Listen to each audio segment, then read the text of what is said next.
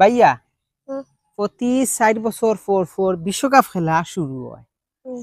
আর আমরা যত সাপোর্টার হল আছি আমরা সারাই অপেক্ষায় থাকি যে কোন দিন বিশ্বকাপ খেলা উদ্বোধন হইতো আর আমরা খেলা দেখতাম। আর আমরা যত সাপোর্টার হল আছি সারাই একসাথে খেলাধুলা দেখি আর খুব আনন্দ উল্লাস করি। আর এই বছর হয়েছে ইদা জাননি মাইন কি হয়েছে না। খেলা বলে টিভি দেখাইতো না, কোনো চ্যানেল বলে সম্প্রচার করতো না। তার ভাই আমরা খেলা দেখলাম প্লেয়ার। ও খেলা দেখার একটা উপায় হইব, কোনো না কোনো একটা মাধ্যম বার হইব। একটা সুখবর লইয়া আইছি, এই সুখবরটা হইল সিঙ্গাপুরের একটা বড় কোম্পানি এজেন্ট, তারা ফিফার লগে চুক্তি আছিল, এই চুক্তিটা ভঙ্গ হয়ে গেছে, বাতিল হয়ে গেছে। এখন বাংলাদেশের যে বাণিজ্যিক যে বড় বড় এজেন্ট বা কোম্পানি আছে তারা কিন্তু সরাসরি চাইলে কিন্তু ফিফার লগে কন্টাক্ট করিয়া এই সম্প্রচারটা চালু করতে পারবে।